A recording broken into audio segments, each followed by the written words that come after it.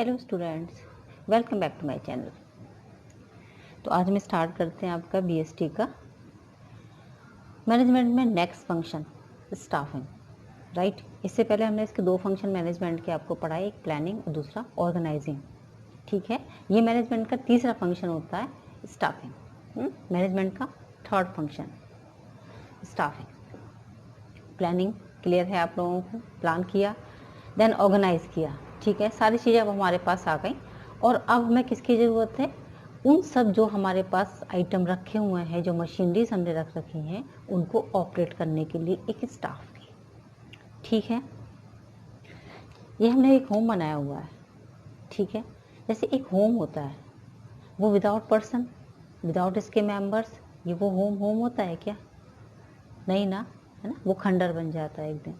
ऐसे ही कोई भी एक ऑर्गेनाइजेशन होता है वो बिना उसके स्टाफ के, बिना उसके एम्प्लॉयज़ के, ठीक है, वो बिल्कुल यूजलेस होता है, वर्थलेस होता है। एक तो बात आती है ये। दूसरी हो जाती है, चले घर में मेंबर्स हैं, है ना, लेकिन अगर उसके मेंबर्स अच्छे हैं, वो लोग अच्छे से पीसफुली हैप्पीली घर के अंदर रहते हैं, विदाउट कोई भी मतलब किसी भी अननेसेसरी वर्क के वजह से वो लोग आपस में किसी तरह की कोई टेंशन नहीं है, ठीक है, तो वो घर कैसा हो जाता है, तो आपने भी सुना होगा, वो घर एक हेवन, स्वर्ग के जैसा हो जाता है, सुंदर, अच्छा, है ना, जहाँ पर जा करके एकदम मन बहुत खुश हो जाता है। बस सेम एक, अगर जैसा जो भी एक फर्म है उसमें एम्प्लॉयज़ हैं, लेकिन अगर एम्प्लॉयज़ कैसे हैं, हार्ड वर्किंग हैं और एफिशिएंट हैं, ठीक है, समझ रहे हैं मेरी बात। एम्प्लॉयज़ कैसे हैं, हार्ड वर्किंग हैं और एफिशिएंट हैं, बस तो कैसा हो जाए, ऑर्गेनाइजेशन 100% सक्सेसफुल होगा ही होगा। एक स्कूल है, स्कूल का सक्सेसफुल होना उसके स्टाफ पर, उसके एकेडमिक स्टाफ पर डिपेंड करता है 100%। हम मान ही नहीं सकते इस बात को, है ना भाई। कब तक बच्चे अट्रैक्ट नहीं होंगे स्कूल के लिए, कब तक नहीं आएंगे? आएंगे अगर आप अच्छा दोगे, अच्छा पढ़ाओगे, डेफिनेटली स्टूडेंट आपको सपोर्ट करेगा। स्टूडेंट को क्या चाहिए, स्टूडेंट को आपका लुक नहीं चाहिए, समझ रहे हैं ना आप मेरी बात को, कि आप कितने स्मार्ट हो, आप कितने अच्छे से उनसे बात करते हो, या आपके पास कितने, आप कितने रिच हो, उससे उन्हें कोई लेना देना नहीं होता, है ना। अल्टीमेटली उनको क्या चाहिए, अल्टीमेटली उनको पढ़ाई ही चाहिए। तो आप पढ़ाते कैसा हो, समझ गए आप मेरी बात को। बस इसी को, ये जो प्रोसेस होता है ना, ये जो प्रोसेस होता है कि हम अपने एम्प्लॉयज़ को अपने यहाँ लेकर के आएंगे, ये जो सारा प्रोसेस होता है, बस इसी को क्या कहा जाता है, स्टाफिंग कहा जाता है। सिंपल सी चीज़ें हैं और कुछ भी नहीं है, ठीक है। तो फिर स्टाफिंग के अंदर हम क्या ले लेते हैं, जैसे हम जो एक शॉर्ट फॉर्म में लेकर के चलते हैं, तो स्टाफिंग के अंदर क्या ले लेते हैं, एक तो यही आ जाता है कि राइट पर्सन राइट जॉब पर लगा दें पहले तो हम, है ना भाई। सही जॉब के लिए सही पर्सन की तलाश होनी चाहिए। जो टीचर जिस सब्जेक्ट में कमांड रखता हो उसे पढ़ाए तो ज़्यादा बेटर रहेगा। समझ गए आप मेरी बात को? अच्छा, स्टाफिंग में जैसे एक तो मैन पावर प्लानिंग होनी चाहिए हमारे पास, कितने लोगों की हमें ज़रूरत है ना, उस हिसाब से ना कम रखेंगे ना ज़्यादा रखेंगे। इसका भी डिटेल आगे आएगा। फिर रिक्रूटमेंट मीन्स सबसे पहले आप क्या देते हैं, है ना, एडवर्टाइजमेंट निकालते हैं ना, लोगों को अट्रैक्ट करने के लिए कि ज़्यादा से ज़्यादा लोग यहाँ पर हमारे यहाँ एप्लीकेशन दें, वो वाली चीज़ आ जाती है, उसे रिक्रूटमेंट कहते हैं। सिलेक्शन होता है, उसको ट्रेनिंग भी दी जाती है। उसके बाद क्या हो जाता है, कंपेंसेशन मीन्स उनके काम करने के बदले में हम उनको सैलरी भी पेड करेंगे, प्रमोशन भी देंगे टाइम टाइम से उनको, और क्या करेंगे, मेंटेनेंस ऑफ मैनेजरियल पर्सनल, उनके मैनेजरियल पर्सन को, माने उनको साथ साथ उनको मेंटेनेंस भी उनका हम टाइम पर देते रहेंगे। इतनी चीज़ें स्टाफिंग के अंदर आती हैं, समझ गए आप। बस इनका हम डिटेल करेंगे अभी, तो आगे इसकी आप चिंता ना करें, समझ गए ना। जैसे आप डेफिनेशन लिखोगे तो आप इन सब चीज़ों को उसके अंदर इंक्लूड कर सकते हो। डेफिनेशन हमेशा अपने ओन वर्ड्स में दें, हमेशा अपने ओन वर्ड्स में। फिर आपका पर्सनल क्या रह जाएगा, है ना, आपका पर्सनल क्या रह जाएगा ना, क्योंकि सबसे अगर हट के रहना है तो आप सिर्फ सुने देखें बातों को और अपने तरीके से उसको लिखने की कोशिश करें। जैसे हर एक टीचर का पढ़ाने का अपना अपना तरीका होता है ना, किसी से कॉपी क्यों करते हैं भाई, हम तो नहीं कॉपी करते हैं, हमको तो जो समझ आता है और हम जितना ईजी हो सकता है वो ईजी बातों को ढूंढ लाते हैं बच्चों को पढ़ाने के लिए, कि हमको लगता है बस उनको समझ में आ जाना चाहिए। समझ आ गए, चलते। अच्छा, वन मोर थिंग, आपका बीएसटी के एग्ज़ाम से पहले हम एक बार लाइव आएंगे आपके साथ, ठीक है। तो लाइफ में आप जितनी भी आपकी सारी प्रॉब्लम्स हो वो आप अपना इकट्ठा करना स्टार्ट कर दें। ओके, चलते हैं नेक्स्ट। अब क्या होता है, हम आ जाते हैं पॉइंट पे अपने, भाई आखिर नीड क्यों है स्टाफिंग की, क्या ज़रूरत है, बिना स्टाफ के भी तो काम चल सकता है ना। नहीं चलता है, क्योंकि ये बहुत सारी चीज़ों को हमारी कंप्लीट कर देता है। जैसे हमने छोटी छोटी बातें लेकर रखी, एक तो वेकेंट पोजीशन है, कुछ खाली पड़ी हुई है जगह, वो कौन पूरा करेगा, है ना। मशीनें पड़ी हुई हैं हमारे पास वर्कर ही नहीं है, तो कौन चलाएगा उनको, समझ गए। इंटरप्राइजेस की ग्रोथ करने के लिए अगर हमें ग्रोथ चाहिए, बड़ा हमारा फर्म होनी चाहिए, बहुत लेवल पे सक्सेसफुल हम होने चाहिए, ऑब्वियस बात है कि हमें स्टाफ की ज़रूरत है। कंपटीशन इतना ज़्यादा बढ़ता चला जा रहा है ना मार्केट में, नया नया सब कुछ प्रोडक्ट लॉन्च हो रहे हैं, नई नई चीज़ें आ जाती हैं मार्केट के अंदर। तो फिर जब स्टाफ हमारा पास अच्छा नहीं है, स्किलफुल नहीं है, टेक्निकल हैंड नहीं है, तो फिर कैसे काम चलेगा भाई। तो कंपटीशन को फेस करने के लिए, कंपटीशन को बीट करने के लिए स्टाफ की ज़रूरत है ना। फिर optimum utilisation of human resources यहाँ बता दें आपको, ह्यूमन रिसोर्सेज जितने भी ह्यूमन बींग्स होते हैं जो स्किलफुल होते हैं वो हमारे ह्यूमन रिसोर्स होते हैं। ठीक है, अपने एसएसटी में पढ़ा हुआ होगा, है ना। अच्छा, इको में भी हमने पढ़ा रखा है ह्यूमन रिसोर्स क्या होते हैं। ये हम सब लोग ह्यूमन बींग्स हैं, लेकिन अगर हम स्किलफुल हैं तो हम रिसोर्सेज में कन्वर्ट हो जाते हैं। ठीक है, तो ये जो ह्यूमन रिसोर्स है, जितने भी स्किलफुल लोग हमारे यहाँ हैं उनका अच्छे से अच्छा यूटिलाइजेशन, ऑप्टिमम जितना हम अच्छा यूटिलाइजेशन कर सकते हैं उतना अच्छा यूटिलाइजेशन करें। अगर किसी के अंदर है वो पोटेंशियल, वो कर सकता है, तो उसे कराएं, उसे मौका दें करने का। ठीक है ना। और क्या हो सकता है, नो ओवर स्टाफिंग और अंडर स्टाफिंग। भाई ओवर स्टाफिंग कर लोगे तो क्या होगा, और अंडर स्टाफिंग कर लोगे तो क्या होगा, अननेसेसरी का मतलब वेस्टेज ही वेस्टेज है दोनों साइड से। ओवर स्टाफिंग हो जाएगी तो लोग काम अरे कहेंगे अच्छा ठीक है ना वो कर लेगा, वो कहेगा नहीं अच्छा है तो सही वो कर लेगा, और अंडर हो जाएगा तो मालूम पड़े हमारा काम ही नहीं निबट रहा है। ठीक है, और स्टाफिंग मोटिवेट एम्प्लॉयज़, इतने एम्प्लॉयज़ को मोटिवेट करने के लिए, है ना, हम उनकी स्टाफिंग बने, हम उनके अपॉइंट कर लें तो लोग मोटिवेट होते हैं, उनका प्रमोशन करें समय समय पर, मोटिवेट होते हैं लोग। और क्या कहते हैं, success of other function depends on staffing. समझ में आ गई। फंक्शंस जो और भी हैं हमारे, जो भी और भी काम है हमारे, वो किस पर डिपेंड करते हैं, वो स्टाफिंग पर डिपेंड करते हैं। अगर हमारा स्टाफ अच्छा है ना, तो अगर हमने छोटी सी जगह में भी अपना कोई ऑर्गेनाइजेशन या अपनी छोटी सी फर्म डाल रखी है ना, तो डेफिनेटली वो सक्सेसफुल हो जाएगी, डेफिनेटली हो जाएगी। छोटा सा स्कूल है बिल्कुल बेकार सा, है ना, स्कूल के इंफ्रास्ट्रक्चर का खुद से कोई डिपेंड नहीं करता, अगर उसका एकेडमिक स्टाफ अच्छा तो 100% स्कूल प्रोग्रेस कर जाएगा। करेगा या नहीं करेगा, आप भी एज ए स्टूडेंट मेरी बात सुन रहे हैं और समझ रहे हैं ना। आप भी स्कूल में क्यों जाते हो, पढ़ने के लिए जाते हो, पढ़ाई चाहिए सबको, समझ आ गई।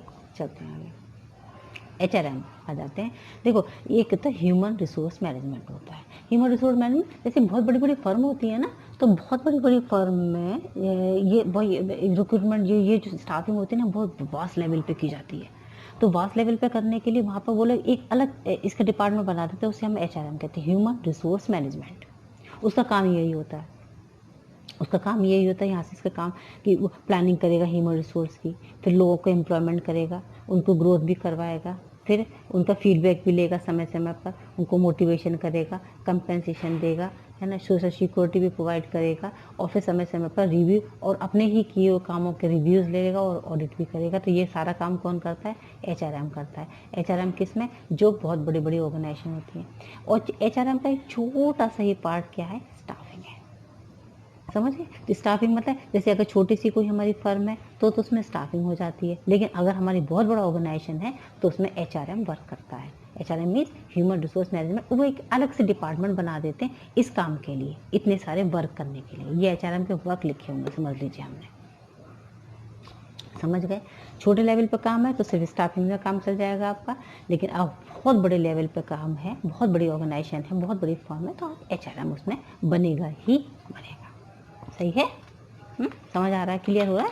चलते हैं हम आगे। चलिए अभी स्टाफिंग प्रोसेस पे पहुंच जाते हैं। स्टाफिंग प्रोसेस हो रही है भाई, HRM कर रहा है अपना, तो क्या करेगा सबसे पहले, बिल्कुल सिंपल एकदम, अभी बताया था वही है।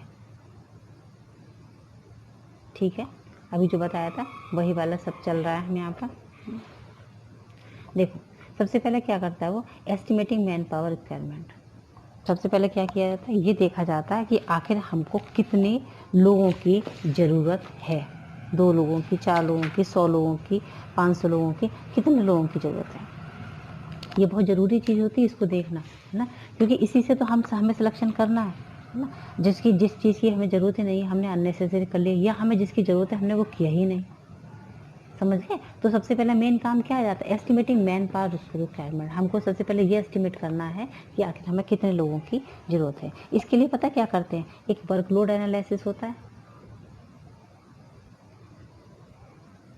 लोड है, एक वर्क फोर्स होता है, और एक दोनों का कंपैरिजन कर लेते हैं। एक होता है तो पहले वर्कलोड पढ़ लो, क्योंकि वर्कलोड की ना वो भी आती हैं, इसकी केस स्टडी भी आ जाती है वर्कलोड की। तो वर्कलोड क्या होता है, हम पहले ये देखेंगे कि हमारे जो एम्प्लॉयज़ हैं उनके ऊपर वर्कलोड कितना है। अगर ज़्यादा हो रहा है इसका मतलब हमको और लोगों की ज़रूरत है, और अगर वर्कलोड कम हो रहा है तो ठीक है, इतनों से हमारा काम चल सकता है।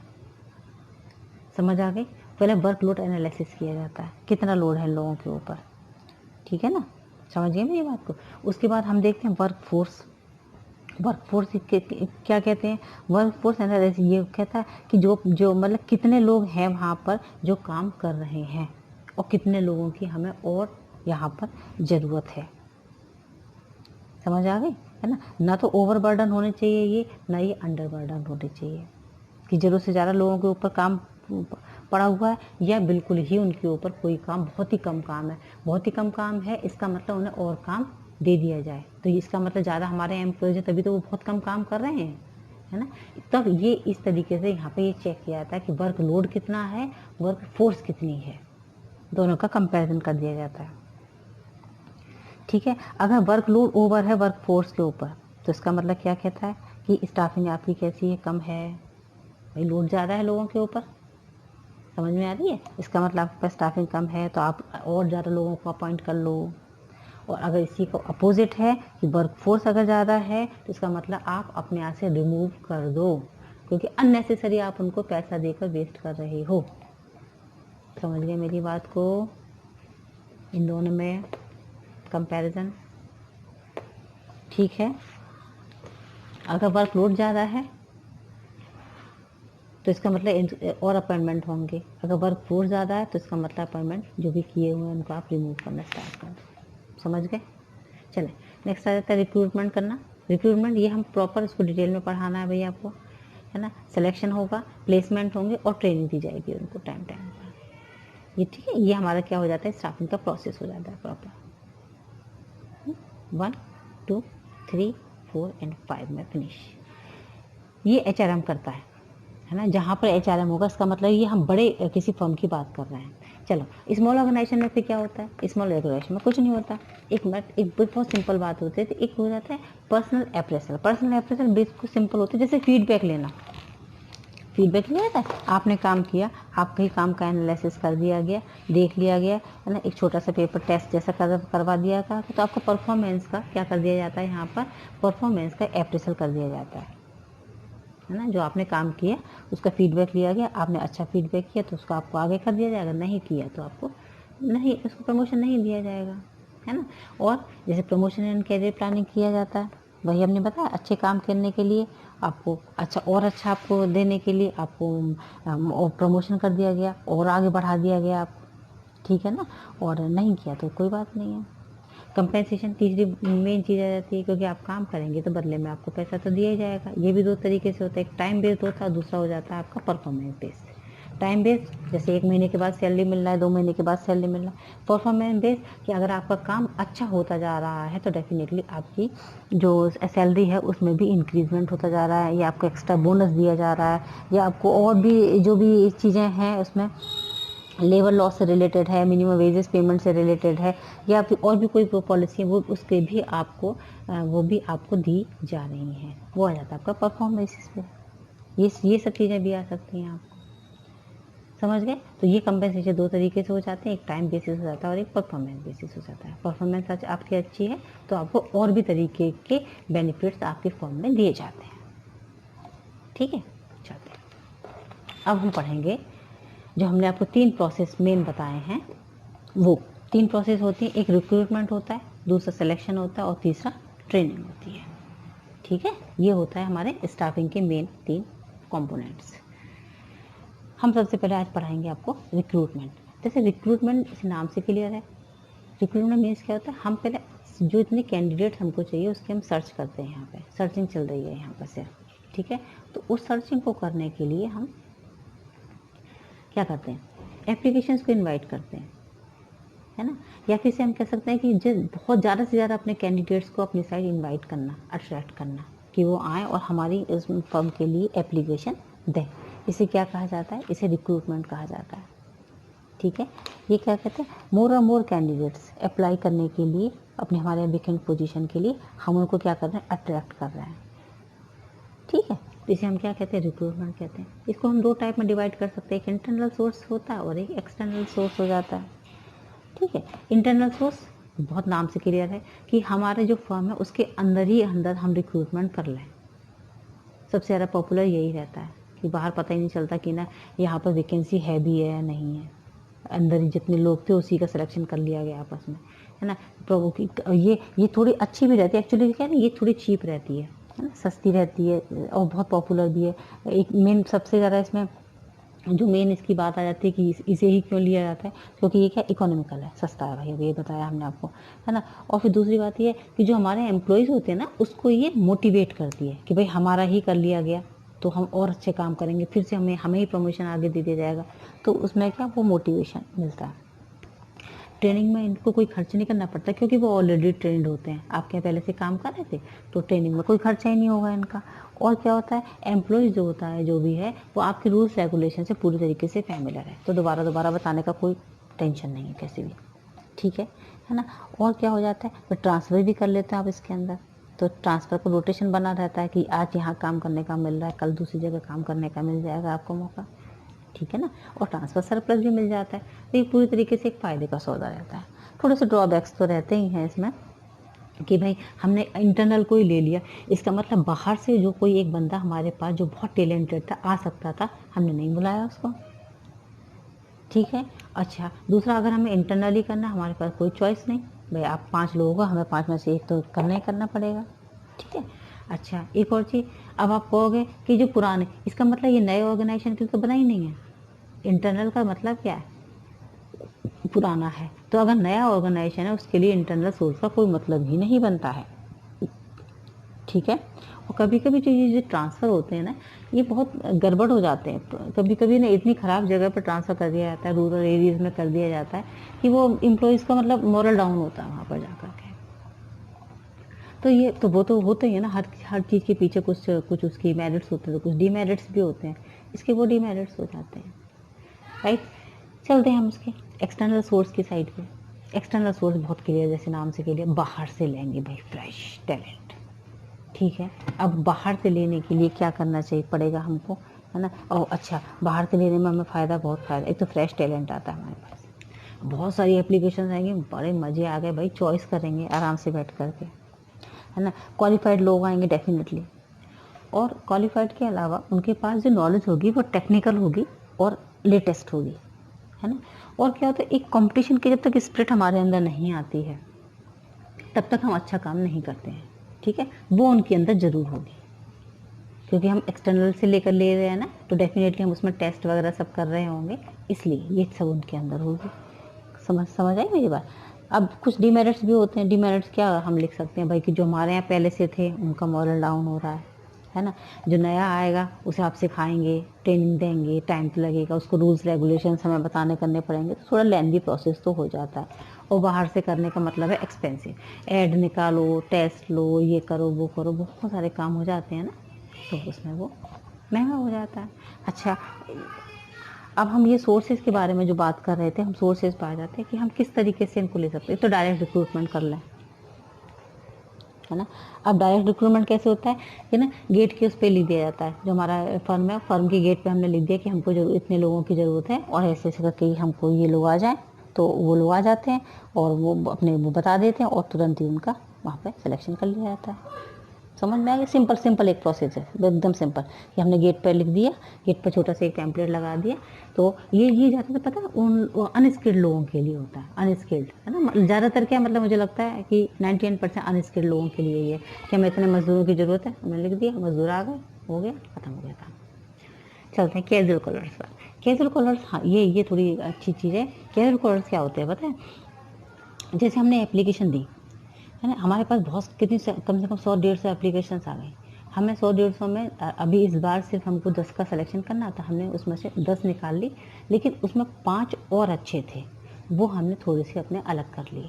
अब 5 अपनी एप्लीकेशन अलग उठा करके और रख दी। जब हमें इन फ्यूचर जा करके कभी ज़रूरत पड़ी तो हमने उन 5 में से निकाल करके किसी को भी कॉल कर दिया, उसे कहते हैं कैजुअल कॉलर्स। समझ गए, है ना। कभी भी जब हमें ज़रूरत पड़ती है तो हम कह देते हैं ना, जब ज़रूरत पड़ेगी तो हम बुला लेंगे, आपको बुला लेंगे, उसे कहते हैं कैजुअल कॉलर्स। वो 2 महीने में, 6 महीने में, 8 महीने में, जब उनको ज़रूरत पड़ती है, जब वो आपको कॉल कर सकते हैं, है ना। इसको मतलब एक तरीके से आप वेटिंग लिस्ट कह सकते हो, वेटिंग में डाल दिया आपको।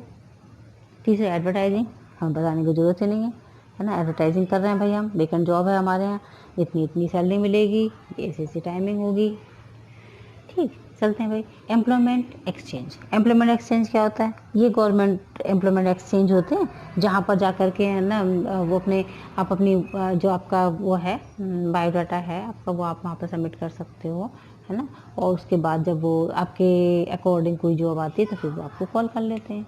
ये जैसे मैरिज ब्यूरो होता है, सेम टू सेम ये काम करते, समझ लीजिए आप, समझ गए, है ना। अब जैसे मैरिज ब्यूरो होते हैं, समझ गए मेरी बात को, बस मैरिज ब्यूरो के साथ जैसे ये लोग भी उसी तरह से काम करते हैं। चलते हैं आगे हम, आगे है अब है प्लेसमेंट एजेंसीज। ये भी बिल्कुल ऐसी मैरिज ब्यूरो जैसी होती है, प्लेसमेंट, ये इन लोगों का काम ही प्लेसमेंट कराना होता है। ये एजेंसीज क्या होती है, ये इनकी बहुत सारी जगह से कॉन्टैक्ट होते हैं, तो ये जहाँ देखते हैं सूटेबल कैंडिडेट के लिए, ठीक है, और वो वहाँ पर उनका सिलेक्शन करा देते हैं, ठीक है। जैसे हमारा रेज्यूम पड़ा हुआ उनके पास और उनको लगा कि हमारे अकॉर्डिंग यहाँ पर जॉब लगी हुई है, तो वैकेंसी है, तो वो हमें वहाँ से कॉल कर लेते हैं और वहाँ उनका हमारा काम हो जाता है।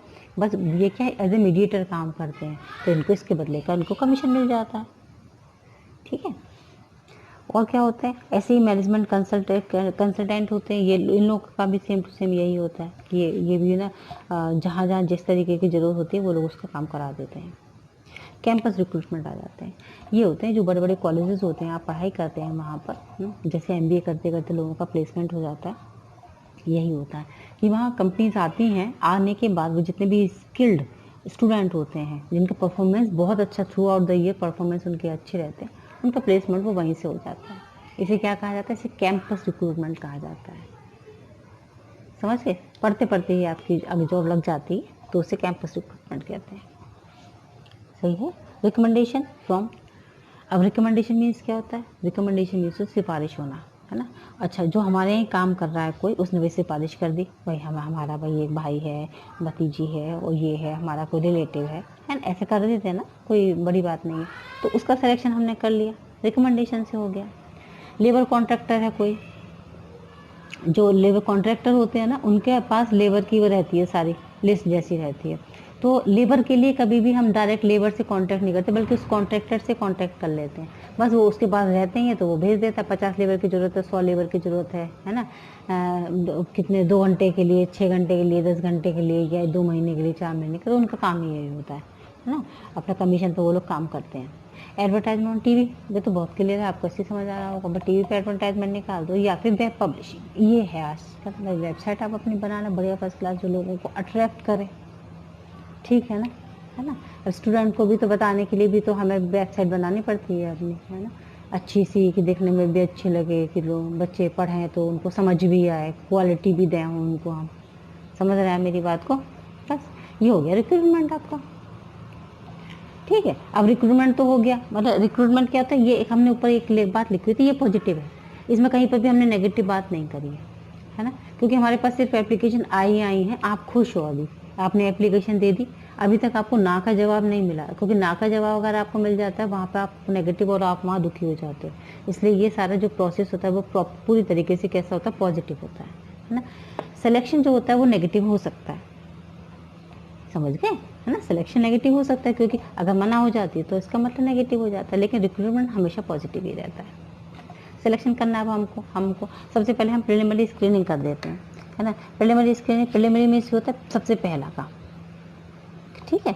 अच्छा सबसे पहला, अच्छा एक और चीज़, इसके बेसिस पे इसमें दोनों में डिफरेंसेस आपको क्लियर हो जाएंगे बिल्कुल, है तो मुझे अलग से बताने की ज़रूरत नहीं है ना, क्योंकि अब बड़े हो गए हैं आप और हर चीज़ को सिर्फ इतना इतना समझ लें और अपने ओन वर्ड्स में उसका डिफरेंसेस आप लिख सकते हैं बहुत आराम से, है ना। जैसे हम फिर भी एक बार बता देते हैं, इंटरनल और एक्सटर्नल बाई चांस अगर डिफरेंसेस आ जाते हैं तो पहले मैं तो दोनों का आप मीनिंग क्लियर कर दें, उसके बाद ये बता दें कि ये इसमें कम टाइम लगता है, इसमें ज़्यादा टाइम लगता है, क्लियर है ना। ये इकोनॉमिक है, सस्ता है, और ये थोड़ा सा एक्सपेंसिव रहता है, ठीक है।